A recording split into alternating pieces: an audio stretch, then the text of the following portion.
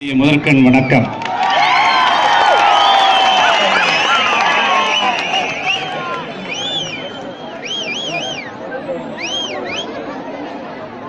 ஒப்பு உயர்வற்ற தியாகி இம்மானுவேல் சேகரன் அவருடைய 58வது நினைவு நாள் நிகழ்ச்சியில் திரளாக கலந்து கொண்டிருக்கக்கூடிய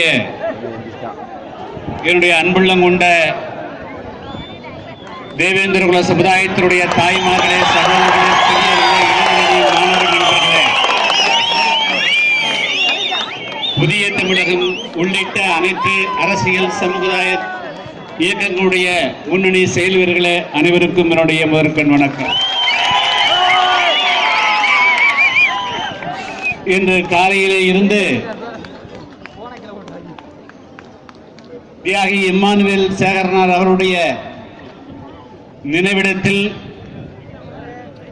அஞ்சலி செலுத்த வருகை புரிந்த அரசியல் கட்சி தலைவர்கள், சமூக இயக்கங்கள், பொதுமக்கள் ஆகிய அனைவரையும் வரவேற்று ஒருங்கிணைத்து இந்த நிகழ்ச்சியை இன்று ஏற்பாடு செய்திருக்கக்கூடிய தேவேந்திர பண்பாட்டு கழகத்திற்கு என்னுடைய நன்றியை நான் தெரிவித்துக் கொள்ள விரும்புகிறேன். ஏறக்குறைய 20 வருடங்களுக்கு முன்பு புதிய தமிழகம் கட்சியின் சார்பாக மிகச்சிறிய அளவிலே துவங்கப்பெற்று இன்று தமிழகத்திலே மட்டுமல்ல உலக அளவிலே பேசப்படக்கூடிய அளவிற்கு தியாகி இம்மானுவேல் சேகரன் அவருடைய நினைவு நாள் நிகழ்ச்சி தன்னெழுச்சியாக யாருடைய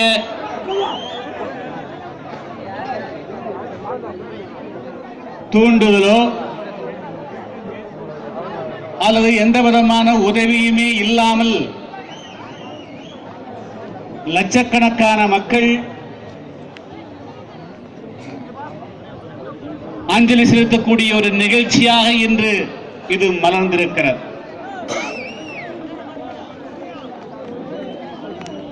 இரண்டாயிரத்தி 11க்கு பிறகு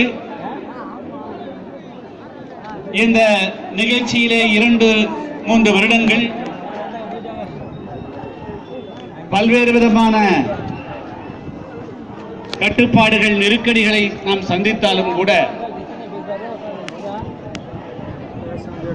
அந்த கட்டுப்பாடுகளுக்கும் கட்டுப்பட்டு அந்த ஒழுங்குமுறைப்படுத்துகின்ற நடவடிக்கைகளுக்கும் உட்பட்டு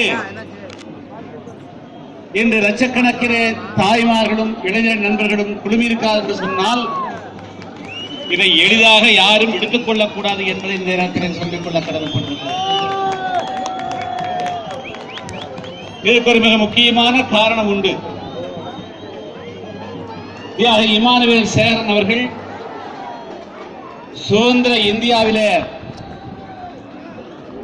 சமூக விடுதலைக்காக போராடி உயிரிழந்த முதல் மாவீரன் என்பதை நான் சொல்லிக் கொள்ள வேண்டும்.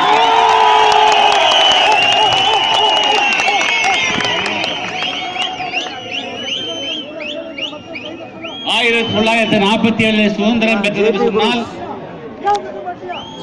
அது நாட்டினுடைய சுதந்திரத்துக்காக எல்லோருமே சேர்ந்து போராடினார்.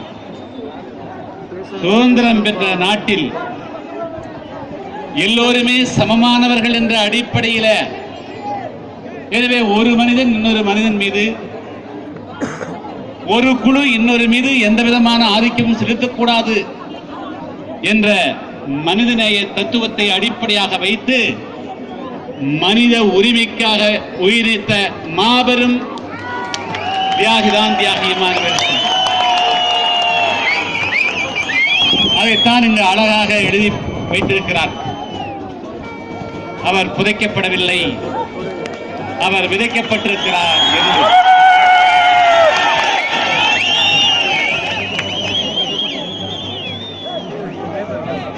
அவ்வளவு பேரும் புகழும் அவ்வளவு தூரத்திற்கு தன்னுடைய வாழ்க்கையை அர்ப்பணம் செய்த